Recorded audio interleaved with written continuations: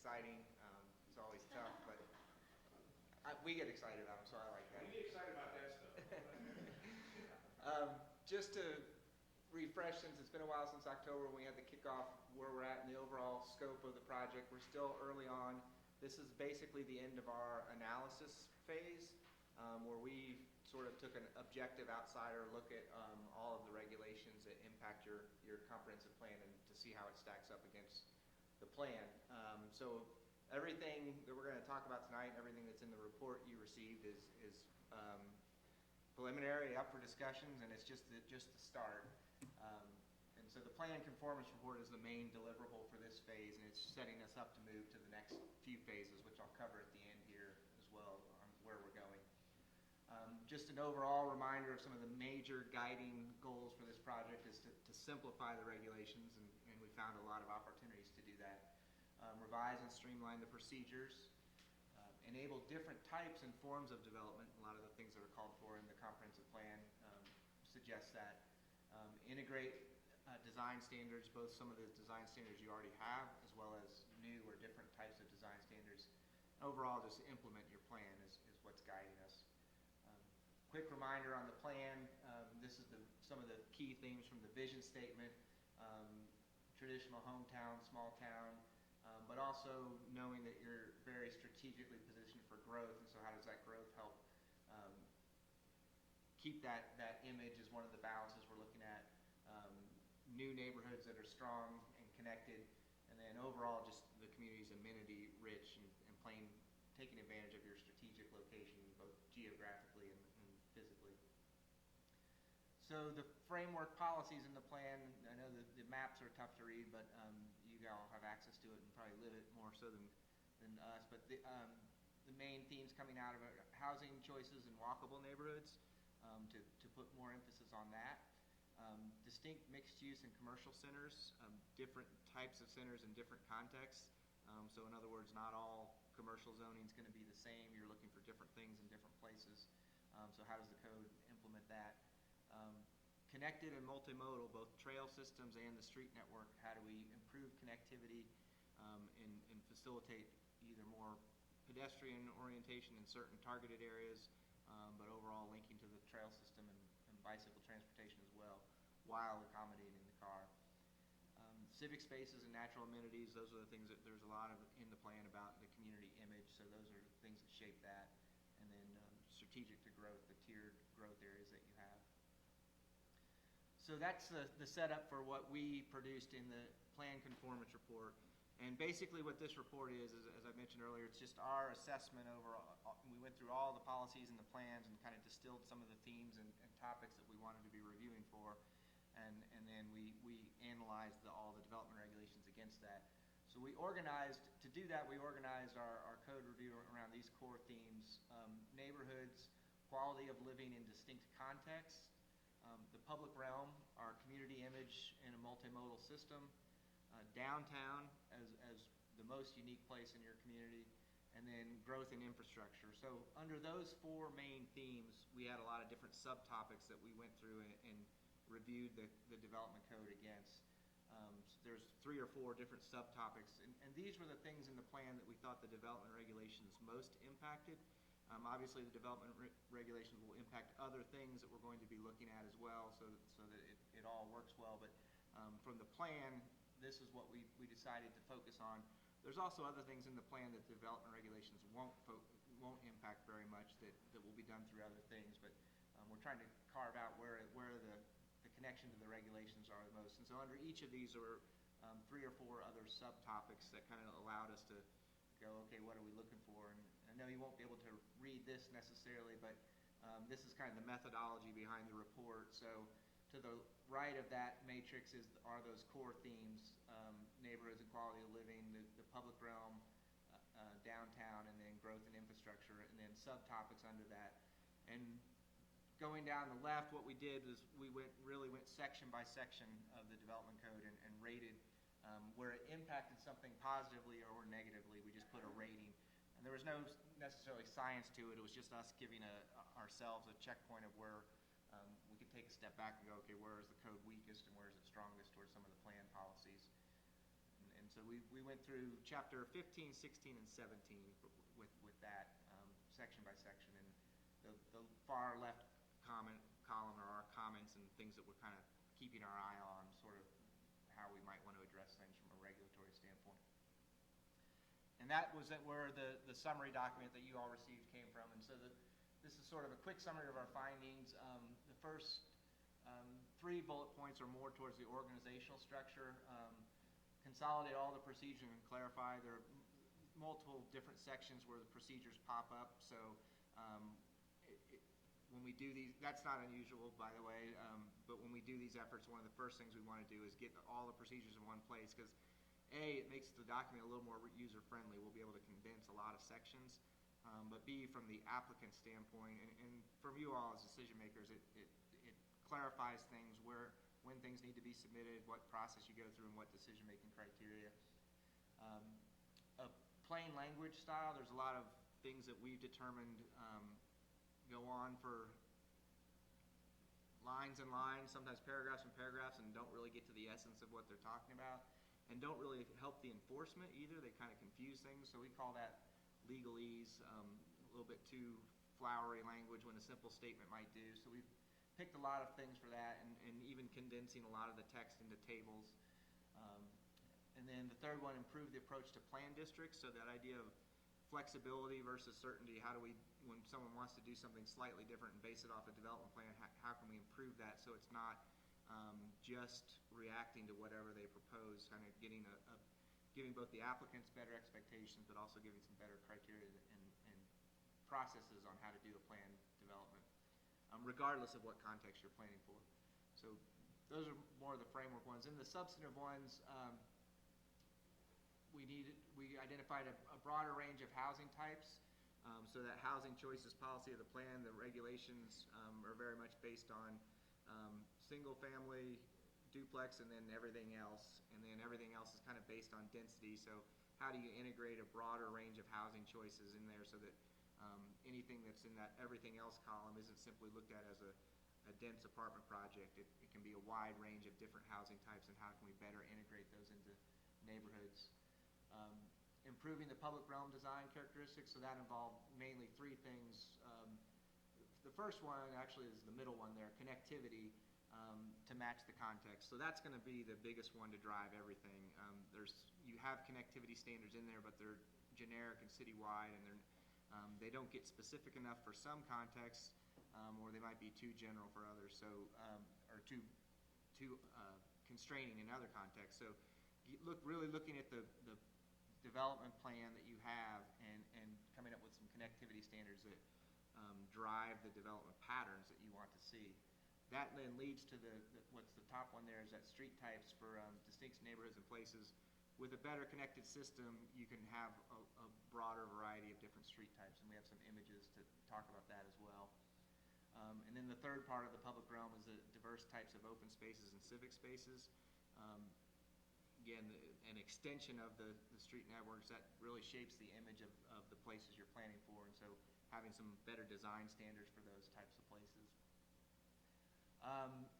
The last 3 are more kind of things that we'll do routinely just to get up to date on best practices and get the code well organized. Incorporating your tree and landscape standards, kind of in line with that, promoting water efficient landscapes and coordinating with the stormwater revisions that are going on in a parallel effort. We're starting to identify things to do with that. And then coordinate and clarify the urban design standards that you already have. There's not a clear terminology of how you approach urban design, and so we have some thoughts and ideas on how to do that. So just to get into a little more of the details, this from the formatting and organization, these are some of the types of things we've looked at. We've already identified places where we can do this. Take a page or even pages of text and consolidate it into a table, sometimes even eliminating whole sections of the ordinance and putting it all in the table will be something that we're going to do. On the overall reorganization, the left, and again, I know this isn't a slide you can read, but this is an example of, we're big believers in how the biggest thing we can give you all is a well-organized document, because you're going to revise it, you're going to do amendments, and so knowing where to do that so it doesn't get out of control is going to be the biggest thing. So currently what you have is just sort of a list of standards that don't clearly relate to any one thing. It's just a collection of regulations was how we would assess it, and that's everything that you see on the left is all your standards from section headings from 15, 16, and 17. So, or yeah, the left of the screen. So the right is where we think it's going, that we can organize things from the big picture to the small picture, from public realm design to development patterns to then building and site design, and get things filtered out. What we're doing with this framework is we're really expanding on what that table of contents on the right is and going section by section and pinning where those new sections will belong. And so what that will enable us to do is figure out where we got overlap, that this section was addressed 3 times in the old structure, let's address it once here in the new structure. And it will also keep us from not leaving things out. So we're going to be able to trace the path of where everything was in the new regulation, or the old regulations, and where it will be in the new as well. So that leads us to some of the things where we think need to be strengthened. The first one with the street design and streetscapes, this right-of-ways are basically the biggest, they have the biggest impact on your community image, and there's a lot of things in your plan that begin to talk about that. But these are all images from around your community. You have a wide variety of different street types and different characteristics, and we want to capture that and make sure that we're pinning that to the development as well. So it's not just streets and then development happens. There needs to be a lot more intimate link to, if you're trying to create a certain type of place as a distinct characteristic, it's going to start with the street standards. So one of the things we're suggesting is looking at some design characteristics that identify what type of place you're trying to create, and then building the standards off of that.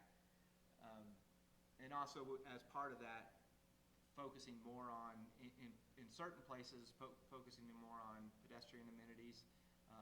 Overall, how do we integrate bike facilities into this so that the streets aren't just looked at as traffic movers, but they're really a multimodal system, and they're your public realm, basically. Similar theme on that, the open and civic spaces. All of these are part of your open and civic space system, but they couldn't be more different, from the top being the more natural and spacious places that you want, to the bottom being more compact and formal gathering places, and everything in between that serves neighborhoods. And currently in your development regulations, those will all just be reduced to a percentage, and you can kind of see that it's not all equal. So we want to have some different design types for the open spaces and civic spaces as well, so you're pinning the right type of open space in the right context, and giving credit for well-designed spaces, so it's not just 10%. If it's 3%, but it's a well-designed plaza or courtyard in the right context, we'll have criteria for that. On the development pattern side, obviously treating downtown as the unique place it is. The report talks about looking at form-based code approaches for downtown, and basically what that's doing is really trying to get away from uses in your zoning ordinance for downtown being the focus, and make it be more about building types, so the scale and form of buildings, how they relate to the streetscape, and then it's more about the scale of the use and not necessarily the type of use. So that's one benefit from a form-based code approach that can work well for downtown. And then also looking at transitions both within the downtown zoning district, but also to the perimeter edges of downtown. How is it going to relate to the neighborhoods around it? How does downtown take advantage of opportunities with the park and the lake? And so we think getting a more specific approach to that, rather than just having a downtown district that's uniform, will be helpful.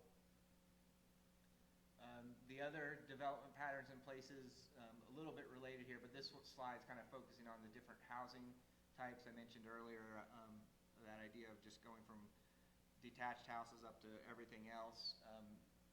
There's been what we want to look at is doing that more by a building type approach as well, and then figuring out where different types of housing fit into a neighborhood, so it's not just larger scale projects. So that basically, so that anytime you do more dense projects, you're getting the primary benefits out of that are either better walkability or building a market for immediately adjacent businesses so it's more cohesive, and it's not just about putting as many people in housing as we can in this project and not relating it to the community. So we see some opportunities to do that within your zoning districts. The current residential mixed use, I think, is the category, begins to address a lot of these ideas. It just doesn't go far enough as to how to plan and integrate for different building types. And then related to that, the other part of the development that we're going to be looking at are the mixed use nodes that you call for, and then how does that relate to other uses along the corridor. So those are the key things that we thought needed to be strengthened more to be more in line with the comprehensive plan. So our next step is to go into the discussion phase. Again, this is just the end of our analysis. There's a whole broader discussion. We've started having some of the discussions with some of the departments on this as well, engineering and parks. But this next phase is where we'll really get into some of the details of that. And the focus of that will be these issue papers. So what they will be, we're going to dive a little deeper than our analysis report does on some of these ideas. And what these papers will be, highly graphic and kind of easy to read and decipher, but again, just to start the discussion on what we do. They'll be organized on around what our plan says about the particular topic, what our regulations require on that topic, so focusing on where's that disjoint, and then what are our options, maybe looking at best practices from other communities, maybe looking at case studies, but laying out some ideas to have a conversation around on these issue papers. These are the topics that we think are the main themes, and again, they're not everything that we're going to address in the development code update.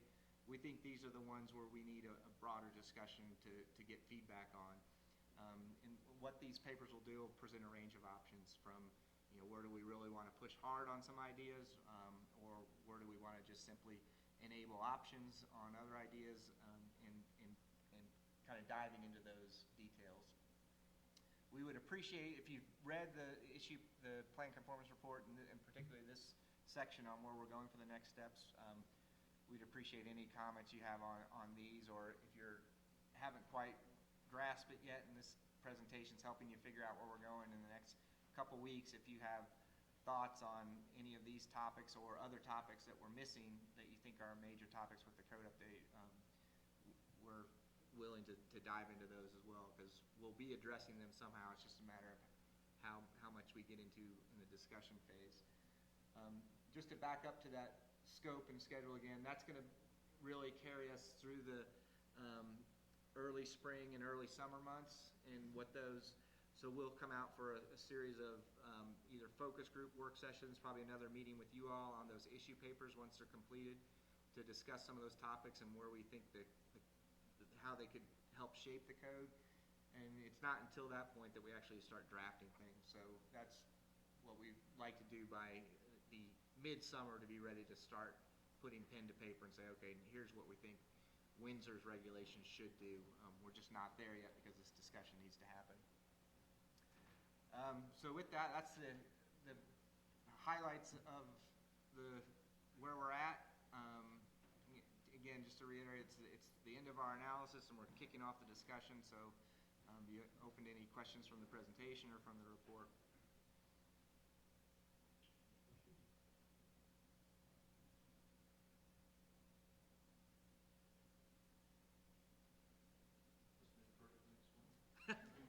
I doubt that.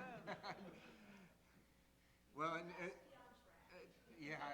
Well, and that's a good point. I mean, there's obviously a lot of detail in a code update that you all will be diving into later, and we will dive into. So layering the information as we get further and further into it is important, and making sure we're on track with the right concepts is huge. We're not to the point of, how do we do that yet? There'll be some difficult questions, obviously, of that, and we've already started some of those conversations, but hopefully the issue papers will present that with a little more clarity as well. I have a kind of theoretical question. Yeah. If, for example, we wanted to see more diverse housing within a development, how much influence do codes have on either encouraging or hindering developers on this? Yeah, that's a great question, and we've actually talked about that, because Scott mentioned you have that RMU district that's meant for that, but you haven't necessarily got the results for that. So a couple of thoughts we have on that is, one, right now that district doesn't clearly lay out, you're getting some projects that are already starting to do that through the plan district, and so we want to kind of take a cue from them and go, okay, what are they doing? Let's look at the building types they're using and maybe codify some default standards for those, so that there's a wider range of options that are immediately apparent to someone, and that may be enough to go, oh, I could do this, this, and this, and start to mix and match a little better. The other observation we'd have, and we've already started looking at other developments from adjacent communities as well, the other thing that really makes that work well is going back to those public realm elements, having a very connected street network, and if it's not the street network connecting a trail system or pedestrian circulation system that sets the structure for development, and then transitions between different projects can happen a lot easier and still feel like you're part of that same broader neighborhood. So a wider range of building types that share the same kind of public realm design is going to fit in a lot better than if you looked at it as pods of different projects. And then the last part of that is we'll focus on, out of all those, wherever we end up on that menu of different housing types that will go into your code, how do they relate to the streetscape will be the more important design standard to make them all fit in. So there's the enabling part of it. That's how we can make it more clear what you're trying to achieve out of that RMU district, and kind of lead people to go, hey, there's lots of opportunities to do different things here, and it will all fit in. I think the market is there, but that'll determine a lot of how it happens, and a developer's willingness to do it will as well. We could start to look at, the other thing to do is, in some of these districts, if you're getting too out of scale with one type and not the other, we can start to put caps on or even guidance on when you should transition to another type of housing. And it's all really relating to, in our mind, from the corridors or the mixed-use centers. That's where it gets to that idea of the density needs to be done intentionally for a reason. It's to add more walkability or add a better market for one of the nodes that you're looking to build as well. So we think we can map out a little more clear picture than you have right now.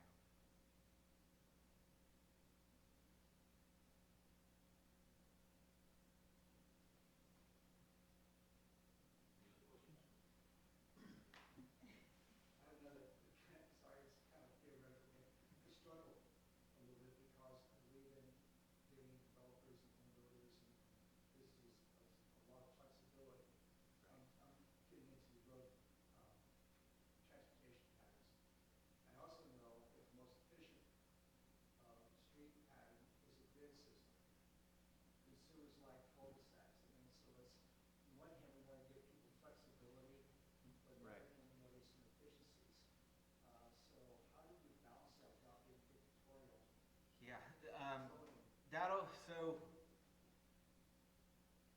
not to punt on the question, but that first issue paper on connectivity is going to be where we want to really look at that. So there's lots of different the first part I would say is what we need to do something that makes sense to the context of where you're really looking at the transportation plan and the land use plan and going, where do we need the highest level of connectivity and where do we not? And there's some signals of where getting the right pieces in the right place, whether it's adjacent to one of those nodes or whether it's adjacent to a potential school or something like that. The connectivity standards need to be a lot higher there than they would somewhere else. So pinning the standards to context is going to be key, and then it's just a matter of where do you want to draw the line on some of those standards to give options. So that paper will dive into that a little bit more, but you're exactly right on. It is probably the biggest issue to look at. And one of the things we've observed is most of your arterial streets, development doesn't front on it because it's not a good street to front on. So when you think of that, you're building a lot of infrastructure that's not really bringing value to the land adjacent to it. It's just simply moving. And so that's an issue to be concerned about, and what we're starting to see it even creep into your collector streets as well. So there will be places for that, but there's also places where a higher level of connectivity should mean that all of those streets can be designed to be valuable things to front on, so they're building value for the development. Um, and again, that won't be everywhere. Your plan is starting to suggest where those focus nodes need to be.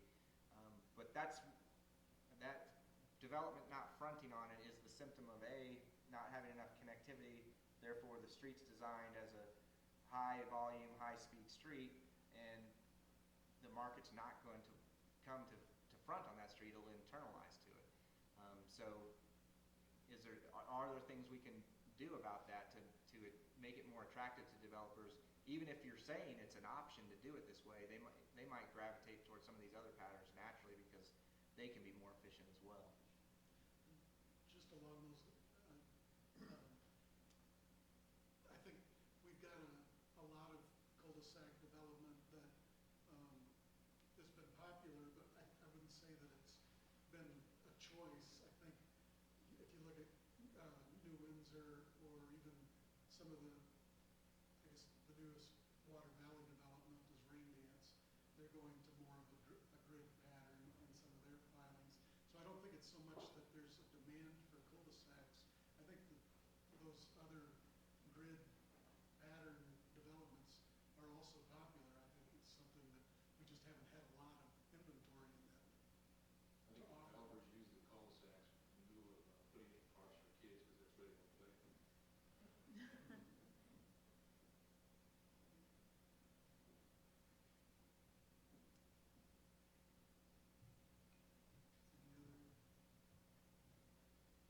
I was just going to add, when we were talking about different types of streets and flexibility with developers, if you remember the Raindance PUD, the master plan, and that's something that was proposed as part of that plan, that it was done through a PUD to have that flexibility to do something more, I guess, progressive, more current than what we currently have in the code. Our current zoning ordinance and subdivision ordinance and Chapter 15's annexation have all been, I guess they're all based on the same language that was originally written back in the 70s when the town originally adopted zoning. It's been amended on and off over the years, and that's where the text-heavy language that Chris referred to. Some of the sections don't really go with, they ended up in a certain area, but in hindsight, it doesn't really fit in that area. So a lot of this is just reorganization, streamlining language, and making it more user-friendly. More than John Fry. I'm not going to name any units.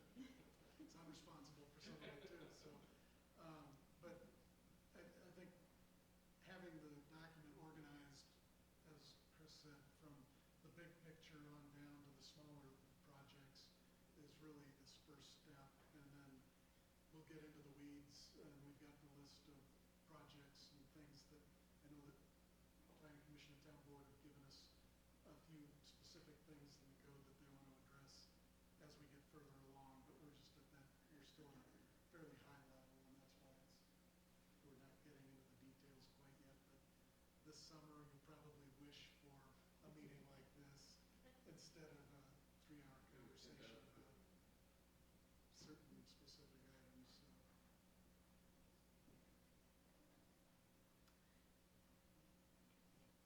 I guess we built in plenty of time. If there's anything anybody wants to throw out there for.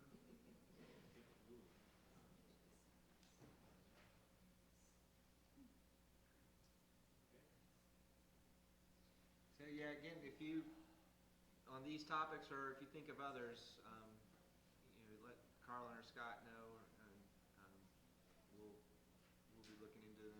And we've already started on some of these, so hopefully the drafts will be coming out in early spring of these issue topics. We'll probably release them in a groups, probably the top group first, and then the bottom group second.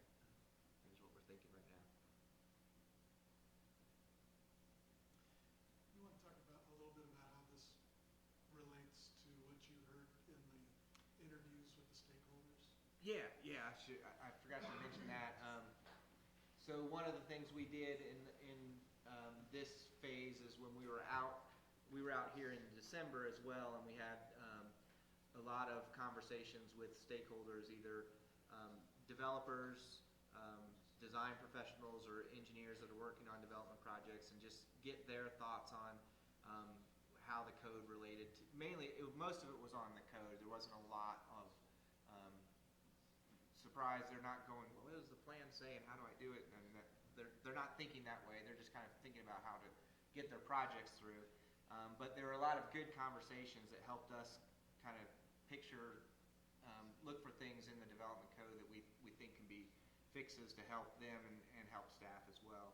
So we met with probably 15 to 20 different people, either individually or in small groups, to get the people that are working with the development code day to day, to get their assessment of where things can be improved. So we heard a lot of procedural elements to that, a lot of clarity in the development standards, but then also a lot of the, from the people that are doing some of the plan districts, the idea of having some of these design-based standards was at least appealing to them, to not be reinventing the wheel each time they want to come in and do one of those projects.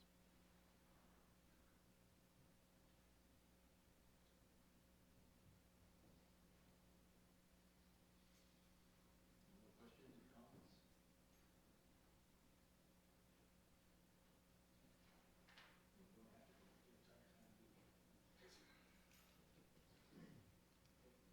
The other thing I would say that then in your upcoming, I know month to month you're addressing new things. So as you get into those meetings, don't forget about this project. If there's things that are bothering you on specific applications, Scott and Carlin are giving us a good assessment of what those are. But if things pop into your head while you're doing the day-to-day work of planning commission and town board, let us know. Thanks.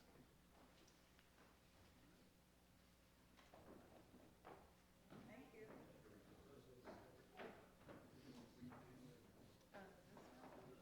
This is the one that went out in the packet.